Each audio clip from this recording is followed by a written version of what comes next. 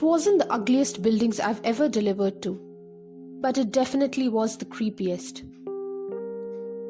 It was a large block of flats in the middle of the city, borderline brutalist and a headache against the grey sky.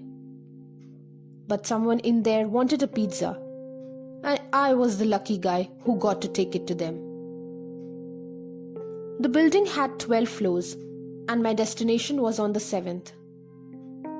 It was so old and grubby that I expected that I'd have to take the stairs. But to my astonishment, there was a working elevator. It smelled like a toilet, but hey, pros and cons. The lift shuddered and clanked as it climbed up, and I spent the time reading the graffiti that had been scrawled on the walls. Tags, phone numbers, all the classics. Near the door, someone had scribbled, 13. Don't let him know you know. Was it a song lyric perhaps? Not one that I knew anyway. With a ping and a shudder, the lift came to a halt, opening onto a grimy hallway. I walked quickly down to the door I was looking for. I knocked and was almost immediately faced with a wild-eyed man who looked almost relieved to see me. Munchies, I guessed. He virtually threw the money at me and then disappeared, already pulling at the lid of the box. I shrugged it off and was about to return the way I had come, when suddenly the man yanked the door back and stared at me. "Watch out, mate," he said, his eyes boring into mine. "We are overdue one." Then he was gone for the second time. I wish I could say that he was the weirdest person I'd ever met on this job, but that wouldn't be even close to truth. I chuckled to myself and moved back down to the hall towards the elevator. I pressed call and waited, looking forward to getting out of there. I wasn't sure which was worse, the look of the place or the smell. At that moment, the lift doors opened and I saw the light inside was flickery, eerily great. I stepped in, pushed ground, and leaned back against the handrail. After a moment, I realized the elevator was going up instead of down. I was annoyed, but not initially concerned. Someone on a higher floor must have called it too. It went up past 8, then 9 and 10, 11, 12. It kept going.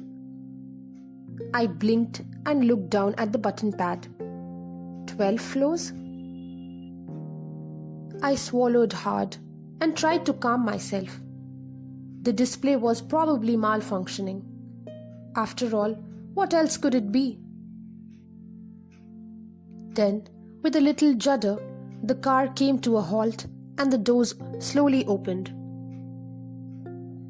It was dark on the other side, but I could just make out a hallway stretching away from me. The flickering elevator spilled out, achieving little more than highlighting the shadows. As my eyes adjusted, I realized that there were no doors, no windows either. But the hallway was not empty. I stepped forward and little, and at the very limits of the light that stretched out from my position, I realized that I could see feet. And above them was the barely discernible outline of a man facing away from me. Blood roared in my ears, and I found that I was shaking as I stared at the silhouette. It was all wrong. The legs and arms, too long. The torso, too short. The head, mishappen. Then he started to turn. Shock hit me hard, cold and hot at the same time. Terror like I'd never felt before ran through me. I knew with absolute certainty that I was going to die. And then, out of the corner of my eye, I saw that writing on the wall, 13, don't let him know you know. I jerked back against the handrail, squeezing my eyes shut.